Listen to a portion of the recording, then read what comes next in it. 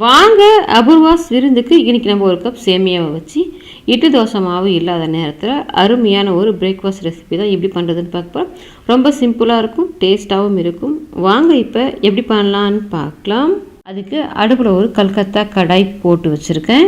இப்போ இந்த கடாய் கூட பார்த்திங்கன்னா நம்மக்கிட்ட இண்டாலியமில் சப்பாத்தி உருட்டுற மனை, மிளகு சீரகம் இடிக்கிற இடி உரல், அது கூடவே பார்த்தீங்கன்னா இண்டாலியமில் தோசைக்கல் புடி உள்ளது புடி இல்லாதது ரெண்டுமே நம்மக்கிட்ட சேலுக்கு அவைலபிளாக இருக்குது. இது எல்லாமே உங்களுக்கு வேணும்னு நினச்சிங்கன்னா ஸ்க்ரீனில் நான் கொடுக்குற நம்பருக்கு வாட்ஸ்அப் பண்ணுங்கள். டீட்டெயில்ஸ் சென்ட் பண்ணுறேன். வேணுன்றவங்க ஆர்டர் பண்ணிவிட்டு வாங்கிக்கலாம்.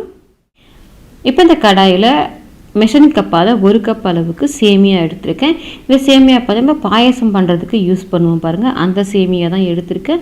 நம்ம ரொம்ப சிறுசாக இருக்கிற சேமியா எடுத்தோம்னா நமக்கு குழஞ்சி போயிடும். இந்த சேமியா எடுத்துக்கோங்க, அதுதான் டேஸ்ட் நல்லாயிருக்கும். இப்போ இதை சேர்த்துட்டு அடுப்பை மீடியம் ஃப்ளேமில் வச்சுட்டு கலர் மாறாமல் கொஞ்சம் வறுபட்டு வரணும், அது வரைக்கும் வறுத்து விட்டுக்கோங்க. இப்போ பார்த்திங்கன்னா உங்களுக்கு தெரியும் நல்லா சூடாகி வறுபட்டு வந்திருக்கு. அதே சமயத்தில் கரிஞ்சு போய் கலர் மாறலை. இப்போ இதில் அதே கப்பால் 3/4 கப் அளவுக்கு ரவை எடுத்திருக்கேன். அந்த ரவையும் சேர்த்துட்டு இது கூடவே லைட்டாக வறுத்து விட்டுக்கோங்க. வறுபட்டு வரும்போது ரவை நல்லா வறுபட்டு வாசனை வரும். இப்போ பார்த்தீங்கன்னா எல்லாமே சேர்ந்து நல்லாவே வறுபட்டு வந்துருச்சு. இந்த அளவுக்கு வாசனை வர்ற வரைக்கும் வறுத்து விட்டிங்கன்னா போதும், கலர் மாறிடக்கூடாது. இப்போ அடுப்பை ஆஃப் பண்ணிவிட்டு இந்த ரவை சேமியா இதை ஒரு மிக்சிங் பவுலுக்கு மாற்றிட்டு லைட்டாக அப்படியே கலந்து விட்டு ஆற விட்டுடுங்க. இது ஆறி வரட்டும். இப்போ ஆறி வந்த பிறகு இதில் 3/4 கப் அளவுக்கு லேசான புளிப்புள்ள தயிர் எடுத்திருக்கேன். அந்த தயிரை சேர்த்துட்டு 3/4 கப் அளவுக்கு தண்ணி சேர்த்துக்கோங்க.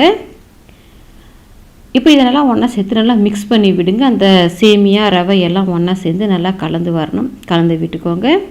இப்போ கலந்து விட்ட பிறகு பார்த்திங்கன்னா இந்த அளவுக்கு இருக்குது. இப்போ நம்ம இதை தட்டு போட்டு மூடி வச்சுட்டு ஒரு 15லேருந்து 20 நிமிஷத்துக்கு ஊற விட்டுருங்க. சேமியா ரவை அப்போ நல்லாவே ஊறி வந்துடும். நல்லா சாஃப்டாக ஊறி வரும். அந்த தண்ணி எல்லாத்தையும் நல்லா உறிஞ்சி இழுத்துக்கும். இப்போ பார்த்தீங்கன்னா ஊற வச்சுருந்து ஒரு கிட்டத்தட்ட 25 நிமிஷம் கிட்டவே ஆயிடுச்சு. நம்ம சேர்த்து வச்சு தான் அந்த தண்ணி எல்லாமே நல்லா இழுத்துட்டு ரவை சேமியா ரெண்டுமே நல்லா ஊறி வந்திருக்குது. இப்போ இது இப்படி இருக்கட்டும். இதுக்கான தாளிப்பு ரெடி பண்ணுறதுக்காக மறுபடி அடுப்பில் அதே கடாய் வச்சுட்டு அதில் 1 டேபிள் ஸ்பூன் அளவுக்கு எண்ணெய் ஊற்றி வச்சுருக்கேன். அதில் கொஞ்சமாக கடுகு சேர்த்துட்டு பொரிய விட்டுருங்க, 1 ஸ்பூன் அளவுக்கு.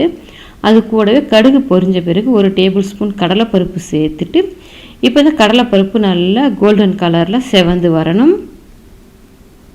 இப்போ கடலைப்பருப்பு நல்லா செவந்து வந்த பிறகு இது கூட பார்த்திங்கன்னா 2 பச்சை மிளகாய் எடுத்து நல்லா பொடியை கட் பண்ணியிருக்கேன். அது கூடவே சின்ன துண்டு இஞ்சியும் பொடியை கட் பண்ணி வச்சுருக்கேன். அதை சேர்த்துட்டு அது கூடவே கொஞ்சமாக பெருங்காயத்தூள் சேர்த்துட்டு இப்போ நம்ம இதை நல்லா கலந்து விட்டுட்டு அந்த இஞ்சி பச்சை மிளகாவை நல்லா வதக்கி விட்டுருங்க. இஞ்சி பச்சை மிளகா நல்லா வதங்கி வந்த பிறகு இதில் மீடியம் சைஸ் வெங்காயம் ஒன்று பொடியை கட் பண்ணியிருக்கேன். அதை சேர்த்துட்டு வெங்காயம் கண்ணாடி பதத்துக்கு வதங்கி வரணும். அது வரைக்கும் நல்லா வதக்கி விட்டுருங்க. இப்போ பார்த்திங்கன்னா வெங்காயம் நல்லா கண்ணாடி பதத்துக்கு வதங்கி வந்துருச்சு. இப்போ இதில் ஒரு பெரிய சைஸ் கேரட் ஒன்று துருவிட்டு வச்சுருக்கிறேன். அந்த கேரட்டை சேர்த்துட்டு நம்ம ரொம்ப நேரம் வதக்கணும்னு அவசியம் இல்லை. ஒரு நிமிஷத்துக்கு மட்டும் எல்லாம் கலந்து விட்டு வதக்கி விட்டிங்கன்னா போதும். இப்போ பார்த்தீங்கன்னா கேரட் நல்லா ஒரு நிமிஷமாக வதக்கிட்டு இந்த அளவுக்கு வதங்கி வந்தால் போதும்.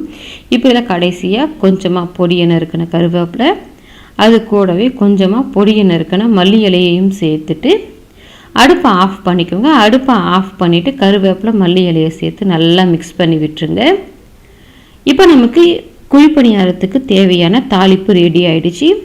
இப்போ நம்ம ரெடி பண்ணி வச்சுருந்தோம் அந்த தாளிப்பை அந்த ரவை சேமியா இருக்குது பாருங்கள், அதில் சேர்த்துக்கோங்க. அதில் சேர்த்துட்டு அது கூடவே தேவையான அளவுக்கு உப்பு சேர்த்துட்டு இன்னும் ஒரு 1/2 டம்ளர் அளவுக்கு இதில் நான் தண்ணி சேர்த்துக்கிறேன். தண்ணி சேர்த்துட்டு பார்த்திங்கன்னா இதில் நான் ஆப்ப சோடா எதுவும் சேர்க்கல. உங்களுக்கு இன்னும் நல்லா இதில் சாஃப்டாக இருக்கும். தயிர் சேர்த்து பண்ணியிருக்கிறதால உங்களுக்கு இன்னும் நல்லா சாஃப்டாக வேணும்னா 1 சிட்டிகை அளவுக்கு ஆப்ப சோடா சேர்க்கலாம். நான் எதுவும் சேர்க்கலை. நீங்கள் கன்சிஸ்டன்சி பார்த்திங்கன்னா இந்த அளவுக்கு தான் இருக்கணும். ரொம்ப கட்டிமாகவும் இருக்கக்கூடாது, அதே சமயத்தில் தண்ணியாகவும் இருக்கக்கூடாது. இந்த அளவுக்கு இருந்துச்சுன்னா சரியாக இருக்கும் நம்ம இட்லி ஊற்றுறதுக்கு. இப்போ நான் இட்லி பிளேட்டில் எண்ணெய் தடவிட்டு கார்னிஷிங்காக முந்திரி பருப்பு வடிச்சிருக்கேன். நீங்கள் இது வேண்டான்னா ப்ளைனாக கூட ஊற்றிக்கலாம். நம்ம எடுத்துருந்த இட்லி மாவை இதை மாதிரி ஊற்றி விட்டுக்கோங்க. ஊற்றி விட்டுட்டு லைட்டாக டேப் பண்ணி விட்டிங்கன்னா நமக்கு ஈவனாக ஸ்ப்ரெட் ஆகி வந்துடும். இப்போ இட்லி பாத்திரத்தில் தண்ணி ஊற்றி வச்சுருக்கேன். தண்ணியுமே நல்லா கொதி வந்துருச்சு.